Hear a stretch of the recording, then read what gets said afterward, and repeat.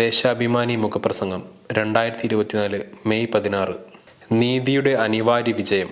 രാജ്യത്ത് അപ്രഖ്യാപിത അടിയന്തരാവസ്ഥ നിലനിൽക്കുന്നുണ്ടെന്ന വിമർശത്തെ സാധൂകരിക്കും വിധമായിരുന്നു 2023 October 3 news click എന്ന ഓൺലൈൻ മാധ്യമത്തിനെതിരെയുള്ള മോദി സർക്കാരിന്റെ വേട്ട. എഡിറ്റർമാരുടെയും ജീവനക്കാരുടെയും വീടുകളിൽ റെയ്ഡ് നടത്തി, ലാപ്ടോപ്പുകൾ പിടിച്ചെടുത്തു. ഒടുവിൽ ചീഫ് സബ് എഡിറ്റർ പ്രബീർ പുർക്കായസ്ഥയെ അറസ്റ്റ് ചെയ്ത് ഇരുമ്പഴിക്കുള്ളിലാക്കി. എന്നാൽ സത്യത്തിനും നീതിക്കും വേണ്ടിയുള്ള പോരാട്ടം ഒടുവിൽ അതിന്റെ അനിവാര്യ വിജയം കണ്ടു. അറസ്റ്റ് നിയമവിരുദ്ധമെന്ന് സുപ്രീം കോടതി കണ്ടെത്തി. പ്രബീർ പുർക്കായസ്ഥയുടെ 7 മാസത്തിലധികം പിന്നിട്ട കാരാഗ്രഹവാസത്തിന് ഇതോടെ അന്ത്യമായിരിക്കുന്നു. ഒരു ചട്ടവും പാലിക്കാതെയാണ് അറസ്റ്റും റിമാൻഡും എന്ന വിമർശമാണ് സുപ്രീം കോടതി ഉന്നയിച്ചത്. റിമാൻഡ് അപേക്ഷയുടെ പകർപ്പ് പുർക്കായസ്ഥയ്ക്കോ അദ്ദേഹത്തിന്റെ അഭിഭാഷകനോ നൽകിയിട്ടില്ലെന്നും അറസ്റ്റിന്റെ കാരണം വ്യക്തമാക്കിയിരുന്നില്ലെന്നും കോടതി ചൂണ്ടിക്കാട്ടി. കേന്ദ്ര സർക്കാരിന്റെ നിയന്ത്രണത്തിലുള്ള ഡൽഹി പോലീസിന്റെ സാമ്പത്തിക കുറ്റകൃത്യ വിഭാഗം ചുമത്തിയ വ്യാജ ആരോപണങ്ങളുടെ മറപിടിച്ചായിരുന്നു റെയ്ഡും അറസ്റ്റും. ചൈനയിൽ നിന്നടക്കം ഫണ്ട് സ്വീകരിച്ച് രാജ്യവിരുദ്ധ പ്രവർത്തനം നടത്തി, വിദേശത്തെ ബിനാമികൾ നിർദ്ദേശിച്ച പ്രകാരം പ്രവർത്തിച്ചു, വിദേശ നിക്ഷേപമായി ലഭിച്ച ഫണ്ട് സംബന്ധിച്ച വിവരങ്ങൾ മറച്ചുവെച്ചു തുടങ്ങിയ കാര്യങ്ങൾ ഉൾപ്പെടുത്തി പുർക്കായസ്ഥയ്ക്കും സഹപ്രവർത്തകർക്കുമെതിരെ ഡൽഹി പോലീസ് FIRഉം ചമച്ചു.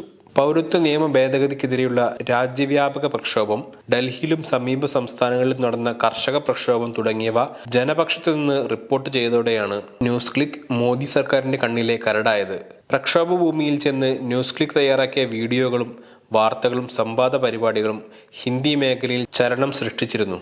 ലക്ഷക്കണക്കിന് പ്രേക്ഷകർ ഈ പരിപാടികൾ കണ്ടതോടെ പൗരത്വ കർഷക പ്രക്ഷോഭങ്ങളുടെ സന്ദേശങ്ങൾ രാജ്യമാകെ വ്യാപിച്ചു.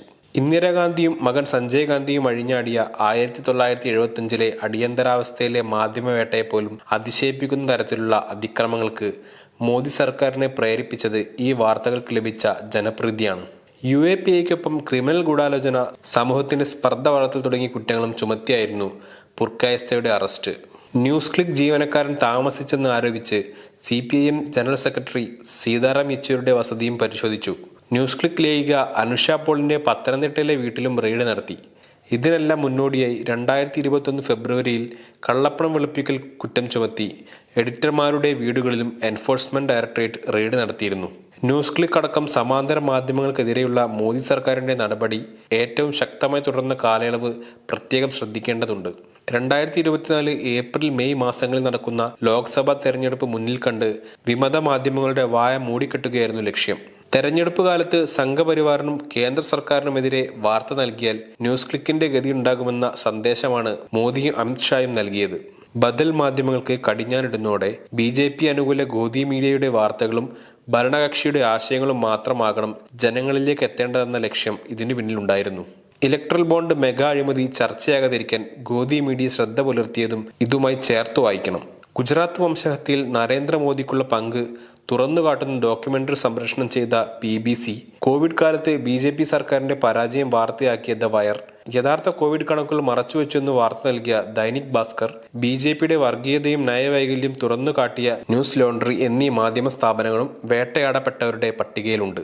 മാധ്യമ സ്വാതന്ത്ര്യ സൂചികയിൽ 2016 133 സ്ഥാനത്തുണ്ടായിരുന്ന ഇന്ത്യ 2024 159 സ്ഥാനത്തേക്ക് പതിച്ചെന്ന വിവരം പുറത്തു വന്നിട്ട് ദിവസങ്ങളെ ആയിട്ടുള്ളൂ. 180 രാജ്യങ്ങളിൽ നമ്മുടെ രാജ്യം 159 സ്ഥാനത്താണെന്നത് ലജ്ജാകരം തന്നെ.